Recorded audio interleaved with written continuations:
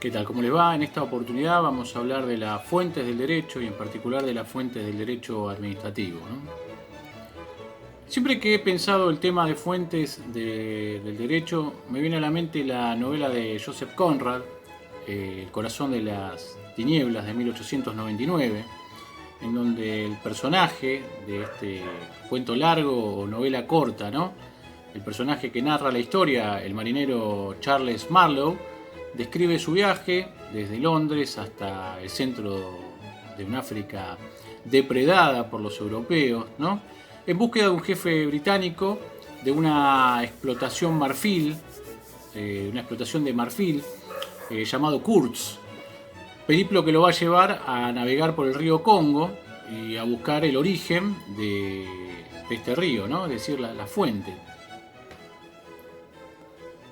Porque, por supuesto, la palabra fuente designa al lugar de surgimiento de un curso de agua, ¿no? El lugar de donde surge el agua, por decirlo así, donde surge un río. Bueno, por supuesto voy a tratar de que estas palabras no sean un descenso a los infiernos, ¿no? No vamos a indagar en los rincones más oscuros del alma humana, sino que nos vamos a referir al origen de las normas del derecho administrativo, puesto que encontrando este origen se puede llegar a comprender lo que la norma verdaderamente es y lo que significa, y podemos acercarnos también a una comprensión de todo el sistema normativo, ¿no? Iniciemos esta palabra diciendo que la propia noción de fuentes del derecho es el uso de una metáfora, el uso de una metáfora aplicada al derecho, ¿no? Puesto que estas, en sentido amplio, las fuentes del derecho son los instrumentos que crean y forman el ordenamiento jurídico, ¿no? Son el origen del derecho en tanto principio y también en tanto fundamento, ¿no? Fundamento de la norma. Aparentemente el primero que habría acuñado la noción de fuentes del derecho fue Cicerón, ¿no? Y de allí el concepto de fontes iuris, ¿no? Fuente del derecho, aparece en los comentarios del Digesto, y en Savigny ya se habla de producción del derecho, ¿no? En este sentido tenemos que decir que en la tradición hispanoamericana la idea alude, por cierto, a la producción del derecho, ¿no? A la producción del derecho. La expresión fuentes del derecho suele usarse en tres sentidos distintos. Desde una primera mirada, ¿no? Una mirada filosófica, significa la esencia suprema de la idea del derecho.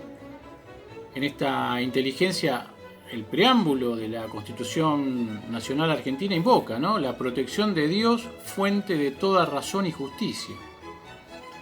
Desde una óptica histórica, las fuentes aluden a los antecedentes patrios o extranjeros, ¿no? Que han podido servir de base a un determinado ordenamiento jurídico, como puede ser, por ejemplo, el derecho romano, como también lo fue la Constitución de los Estados Unidos, ¿no? La legislación española, el Código de Napoleón, básicamente, entre muchos otros. Ahora bien, la tercera mirada sobre la fuente del derecho se aplica a las normas o preceptos del derecho positivo, del cual nacen derechos y obligaciones, ¿no? Las fuentes clásicas son la ley en sentido amplio, la costumbre, la jurisprudencia y la doctrina. A esta distinción debemos adicionar los principios generales del derecho, la equidad y el derecho natural. Lógicamente, de esta enumeración se va a desprender que existen fuentes formales como la ley y en carácter subsidiario las no formales, ¿no? Los principios generales del derecho, la equidad y hasta el derecho natural. Sin dudas, la fuente primera y la más importante del derecho es la ley, ¿no? Entendida como toda regla social obligatoria emanada de autoridad competente. La ley en sentido formal es la emanada por el Congreso, mediante un procedimiento previsto en la Constitución.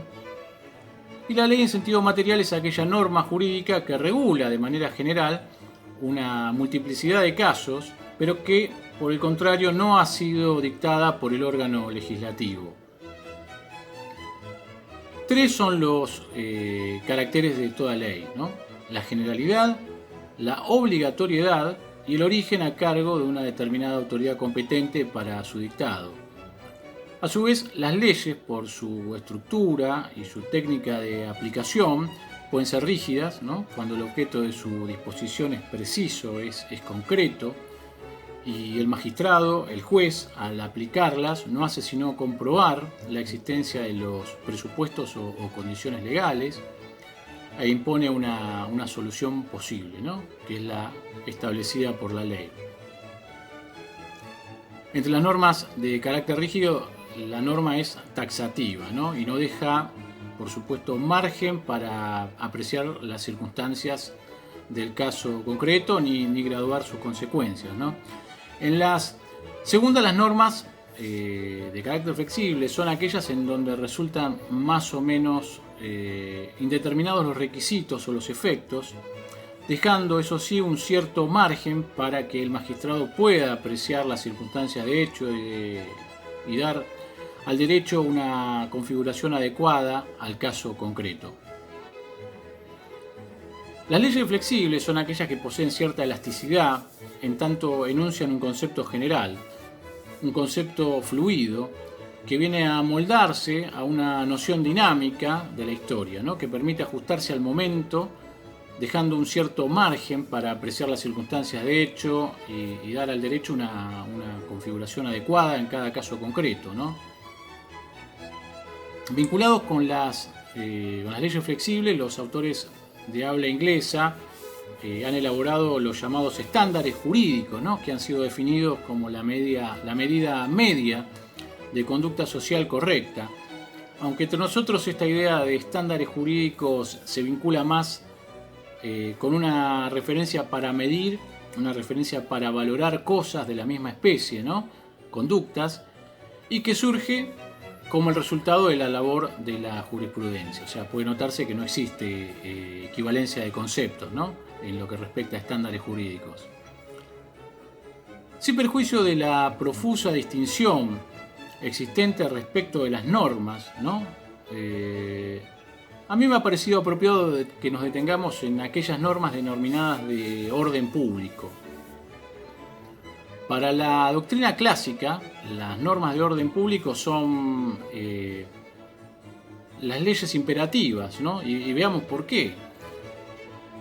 Primero, tengamos en cuenta que el orden público es el conjunto de condiciones fundamentales de vida social instituida en una comunidad jurídica, las cuales por afectar, ¿no?, centralmente la organización de estos no pueden ser alteradas o por la voluntad de los individuos, ¿no?, ni en su caso tampoco por la aplicación de normas extranjeras, lo cual ha permitido aseverar que las leyes de orden público son aquellas que receptan los principios sociales, políticos, los principios económicos, los principios morales, los principios religiosos, cardinales, ¿no?, que resultan cardinales en una comunidad jurídica cuya existencia prima sobre los intereses individuales o los intereses sectoriales, ¿no? Particularmente la Corte Suprema de Justicia, la Corte Suprema de Justicia de la Nación Argentina, precisó que el legislador, al disponer qué es de orden público, ha definido o viene a definir a la ley como contenedora de un conjunto de principios de orden superior, ¿no?, estrechamente vinculados a la existencia y conservación de la organización social establecida, ¿no?, y limitadora de la autonomía de la voluntad. Ahora bien, en lo que respecta puntualmente a las fuentes del derecho administrativo, y partiendo de la noción que las fuentes son instrumentos que crean y forman el ordenamiento, vamos a decir que estas fuentes, ¿no?, del derecho administrativo son los modos de creación del derecho administrativo, ¿no? Y la primera cuestión a abordar cuando uno se arrima a las fuentes del derecho administrativo, ¿no?, una de las primeras cuestiones a abordar, y que por supuesto suelen ser abordadas por los autores, ¿no?, que han escrito en la materia, se vincula directamente con la jerarquía de las fuentes de derecho, ¿no?, entre ellos puntualmente la parcela que corresponde al derecho administrativo. Así entonces, digamos que los peldaños básicos son la Constitución Nacional, juntamente con los tratados sobre derechos humanos, ¿no?, del artículo 75, inciso 22 de la Constitución. En un segundo nivel, los restantes tratados, ¿no?, y las normas que dicten los órganos supranacionales, por cierto, ya sean estos comunitarios o globales. Las leyes, en este lugar, incluso podemos agregar a los decretos de contenido legislativo, que son producto de una actividad legiferante del Poder Ejecutivo, es decir, el decreto que posee rango de ley, los decretos delegados, por ejemplo. En un cuarto lugar, a los decretos, el resto de los decretos del Ejecutivo. Y en el quinto lugar, a los reglamentos, en tanto actos unilaterales que emite un órgano de la administración pública, creador de normas jurídicas generales y obligatorias, ¿no?, que regula, por tanto, o que va a venir a regular situaciones objetivas e impersonales, los cuales constituyen desde el punto de vista cuantitativo la fuente de mayor importancia del derecho administrativo, ¿no?, los cuales no solamente son dictados por el Poder Ejecutivo, sino también por los órganos y los entes que actúan inmersos en la esfera del Ejecutivo, ¿no?, y que también reciben el nombre de actos administrativos de alcance general. Sobre este punto tengamos en cuenta que no estamos agotando todas las fuentes del derecho administrativo, estamos refiriendo a algunas en esta primera parte, luego seguiremos con este tema.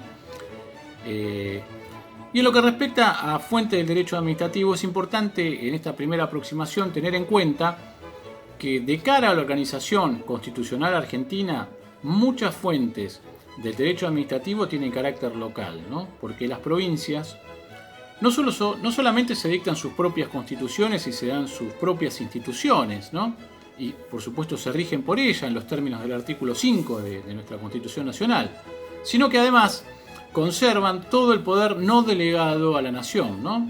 Esto lo refiere el artículo 121 de la Constitución Nacional. Asimismo, las provincias también delegan, y esto es muy importante, también delegan competencias en los municipios por medio de sus constituciones o leyes orgánicas municipales, ¿no? Y también tenemos que tener en cuenta que las provincias oportunamente delegaron en el Estado federal la potestad de regular las cuestiones administrativas propias del Estado federal, ¿no?, de modo directo o indirecto. Bueno, estimados, este ha sido un primer pantallazo de las fuentes del derecho administrativo argentino y vamos a seguir con este tema en la próxima.